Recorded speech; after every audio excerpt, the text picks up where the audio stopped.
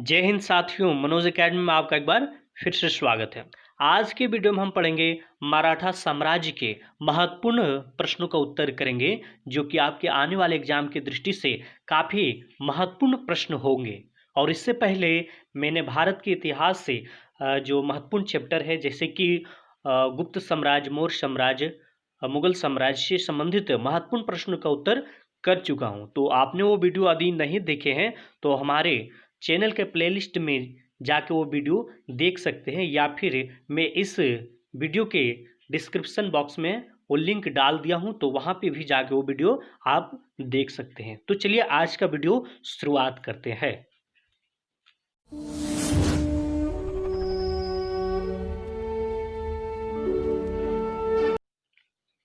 तो पहला प्रश्न देखिए, पहला प्रश्न है मराठा साम्राज्य का संस्थापक कौन था।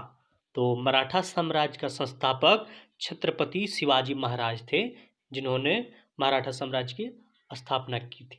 तो ये शिवाजी मराठा साम्राज्य के महत्वपूर्ण राजा थे। तो इसलिए हम शिवाजी के बारे में थोड़ी बेसिक जानकारी ले लेते हैं, उसके बाद हम अगले प्रश्न की ओर बढ़ेंगे।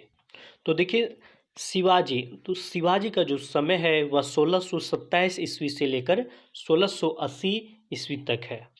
इनका जो जन्म है शिवाजी का वह 6 अप्रैल 1627 ईस्वी को शिवनेर नामक स्थान महाराष्ट्र में जो पड़ता है वहाँ पे हुआ था। शिवनेर नामक स्थान में, ये काफ़ी महत्वपूर्ण है। और इनके जो पिताजी थे उनका नाम है साजी भोसले और इनकी माता थी जीजाबाई। और शिवाजी के दो गुरु थे, कह सकते हैं शिवाजी के संरक्षक या राजनीतिक गुरु जो थे वह दादाजी कोंडदेव थे।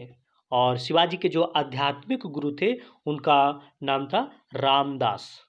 और इनकी जो शिवाजी के पहली पत्नी थी उनके नाम साईबाई, जो कि 1640 ईस्वी में, मात्र कह सकते हैं कि 13 वर्ष के आयु में इनकी विवाह हुई थी साईबाई के साथ। तो ये हो गया शिवाजी के बारे में बेसिक जानकारी, जिसे आप सभी को ये जानकारी रखना अति आवश्यक है। तो अगला प्रश्न हम देखते हैं।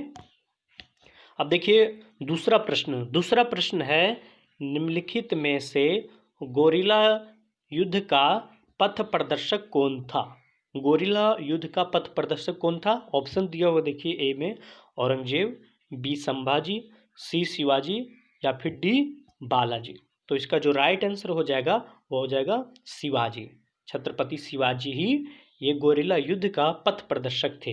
अब ये समझिए कि गोरिल्ला युद्ध होता क्या है। तो गोरिल्ला युद्ध बेसिक तरह से मोटे तौर पे समझिए कि एक छापेमार युद्ध होती थी, जो एक छोटी सी सेना पर, छोटी टुकड़ी पर क्या होता था कि अचानक हमला करता था, जिससे किसी को भनक नहीं लगता था और उनकी जो सेना पर घात पहुंचाने का कार्य करती थी। तो अगला प्रश्न देखते हैं। तीसरा प्रश्न देखिए कि शिवाजी के प्रशासन में पेशवा कहा जाता था। तो शिवाजी के प्रशासन में पेशवा किसे कहा जाता था।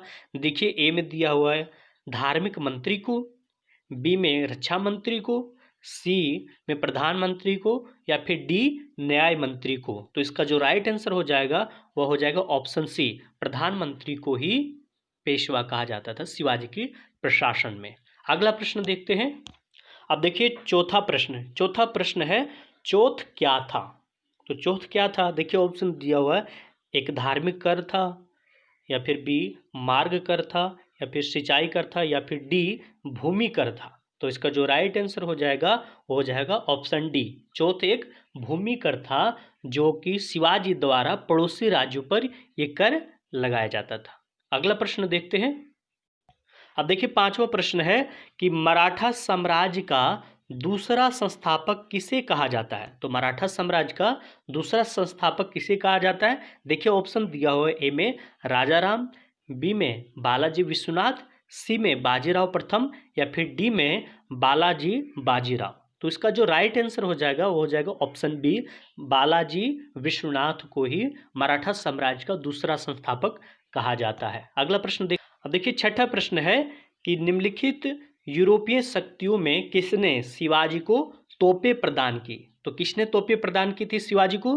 देखिए ऑप्शन में ए में दिया हुआ है पुर्तगालियों ने, बी में डच, सी अंग्रेजों ने, या फिर डी फ्रांसिसियन। तो इसका जो राइट आंसर हो जाएगा वो हो जाएगा ऑप्शन सी, अंग्रेजों ने ही क्या ये शिवाजी को तोपे प्रदान की थी। अगला प्रश्न, अब देखिए सातवां प्रश्न है। सातवां प्रश्न है, शिवाजी ने मुगलों को किस संधि के द्वारा किले को हस्तांतरित किया?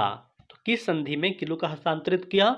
ऑप्शन दिया हुआ ए में चित्तौड़ की संधि, बी पुणे की संधि, सी पुरंदर की संधि, या फिर डी तोरन की संधि। तो इसका जो राइट आंसर हो जाएगा वो हो जाएगा ऑप्शन सी, पुरंदर की संधि। अगला प्रश्न देखते हैं। अब देखिए आठवां प्रश्न। आठवां प्रश्न है कि शिवाजी के अष्टप्रधान का जो सदस्य विदेशी मामलों की देखरेख करता था। शिवाजी में कुल अष्टप्रधान 8 प्रधान थे, जिसमें से कहा जाता है कि ये विदेशी मामलों की देखरेख कौन करता था। तो ऑप्शन दिया हो ए पेशवा, बी सचिव, सी पंडित राव, या फिर डी सुमंत। तो इसका जो राइट आंसर हो जाएगा वह हो जाएगा ऑप्शन डी, सुमंत का जो कार्य था वह विदेशी मामलों के देख रेख करने का कार्य था। अगर ये आपको अष्टप्रधान जो कौन कौन थे उसके बारे में डिटेल से पढ़ना है तो आप हमें कमेंट कर अवश्य बताएं, मैं आपको उसके बारे में वीडियो बना के आपको दिखाऊंगा। तो अगले प्रश्न की ओर बढ़ते हैं। अब देखिए नौवां प्रश्न। नौवां प्रश्न है, पानीपत की तीसरी लड़ाई किनके बीच हुई थी? तो पानीपत की तीसरी लड़ाई किनके बीच हुई थी? ऑप्शन ए में देखिए पेशवा बाजीराव द्वितीय और अहमद शाह अब्दाली के बीच, बी में दिया है बाबर और इब्राहिम लोदी के बीच, सी में दिया हुआ है अकबर और हेमू के बीच, और डी में जो दिया है औरंगजेब और तैमूर के बीच। तो इसका जो राइट आंसर हो जाएगा वो हो जाएगा ऑप्शन ए, पेशवा बाजीराव द्वितीय और अहमद शाह अब्दाली के बीच। ये 1761 ईस्वी में पानीपत का तीसरा युद्ध हुआ था, जिसमें क्या हुआ था, पेशवा बाजीराव या कह सकते हैं कि मराठों की हार हुई थी। अगला प्रश्न देखते हैं। अब देखिए 10वां प्रश्न। 10वां प्रश्न है, लॉर्ड वेलेस्ली की सहायक संधि को स्वीकार करने वाला पहला मराठा सरदार था। तो पहला मराठा सरदार कौन था जो लॉर्ड वेलेस्ली की सहायक संधि जो थी वह थी सब्सिडरी अलायंस, या कह सकते हैं कि पेंशन की जो सहायक संधि थी उसे स्वीकार करने वाला जो मराठा सरदार कौन था? तो इसका ऑप्शन देखिए दिया हुआ ए में पेशवा बाजीराव द्वितीय, बी में रघुजी भोसले, सी में दौलत राव सिंधिया, या फिर डी दिया है इनमें से कोई नहीं। तो इसका जो राइट आंसर होगा हो जाएगा ऑप्शन ए, पेशवा बाजीराव द्वितीय ने ही ये लॉर्ड वेलेस्ली की सहायक संधि को स्वीकार किया था। अगला प्रश्न देखते हैं। अब देखिए 11वां प्रश्न। 11वां प्रश्न है, वह कौन सेना नायक था जिसने बीजापुर के सुल्तान ने ये 1659 में शिवाजी को जिंदा या मुर्दा पकड़कर लाने के लिए भेजा था? तो किसने भेजा था? देखिए ऑप्शन ए में दिया हुआ इनायत खान ने, बी में अफजल खान ने, सी में शाइस्ता खान ने, या फिर डी सैयद बांदा ने। तो इसका जो राइट आंसर हो जाएगा ऑप्शन बी, अफजल खान। अगला प्रश्न। अब देखिए 12वां प्रश्न। 12वां प्रश्न है, शिवाजी मुगलों की कैद से भागने के समय कौन से नगर में कैद थे? तो इसका देखिए ऑप्शन दिया हुआ है ए में ग्वालियर, बी में आगरा, सी दिल्ली, या फिर डी कानपुर। तो इसका जो राइट आंसर हो जाएगा ऑप्शन बी, आगरा। इसमें देखिए इस प्रश्न में इतिहासकारों में काफ़ी मतभेद है। देखिए क्या हुआ था कि मई 1666 ईस्वी में क्या हुआ कि जयपुर भवन में कैद कर लिया, और वहाँ से 16 अगस्त, याद रखिएगा 16 अगस्त 1666 ईस्वी में जयपुर भवन से भागने में सफल हुए थे। तो इस प्रश्न में थोड़ा काफ़ी विवाद है इतिहासकारों में। तो अगला प्रश्न हम देखते हैं। अब देखिए 13वां प्रश्न। 13वां प्रश्न है, ग्वालियर राज्य की स्थापना किसने की थी? तो ग्वालियर राज्य की स्थापना किसने की थी? देखिए ऑप्शन ए में दिया हुआ माधवराव सिंधिया, बी में बाजीराव सिंधिया, सी में महादजी सिंधिया, डी में जीवाजी राव सिंधिया।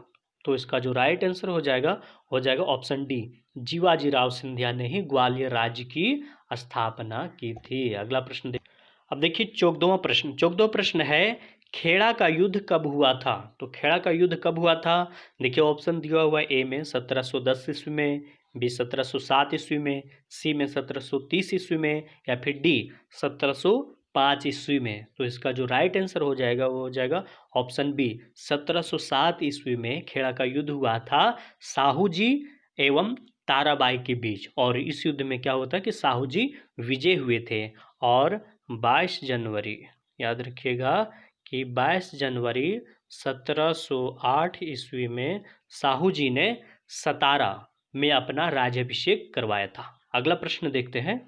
अब देखिए 15 प्रश्न है, प्रथम आंग्ल मराठा युद्ध कब हुआ था? तो प्रथम आंग्ल मराठा युद्ध कब हुआ था? ऑप्शन देखिए दिया हुआ, ए में 1803 ईस्वी में, बी में 1805 ईस्वी में, सी में 1817 ईस्वी में, या फिर डी 1782 ईस्वी में। तो इसका जो राइट आंसर हो जाएगा ऑप्शन डी, 1782 ईस्वी में प्रथम आंग्ल मराठा युद्ध हुआ था। और जो आंग्ल मराठा युद्ध हुआ था वो कुल 3 बार हुआ था, 3 बार याद रखिएगा। इसमें क्या हुआ था कि द्वितीय जो आंग्ल मराठा युद्ध हुआ था वह 1803 से 1805 ईस्वी में हुआ था। और इसमें क्या हुआ था कि देवगांव की संधि में फिर ये युद्ध समाप्त हो गया था। और तीसरा जो हुआ था वह 1817 से लेकर 1819 ईस्वी में हुआ था। और इस युद्ध में क्या होता है कि मराठा बहुत कमज़ोर हो गए थे, इस कारण से हार की सामना करना पड़ा। और इस युद्ध के बाद क्या होता, मराठा शक्ति और पेशवा के वंशानुगत पद को समाप्त कर दिया गया। तो इस तरह आज की ये वीडियो के महत्वपूर्ण प्रश्न उत्तर हो गए। तो आपको ये हमारा वीडियो आपको कैसा लगा, आप हमें कमेंट करके अवश्य बताएं। साथ ही यदि आप हमारे चैनल में न्यू आए हैं तो हमारे चैनल को सब्सक्राइब कर बेल आइकन अवश्य दबा लें, ताकि जितने भी महत्वपूर्ण वीडियो हमारे चैनल की ओर से आते हैं वो आप तक बहुत जल्द पहुंच सके। आपका बहुत बहुत धन्यवाद।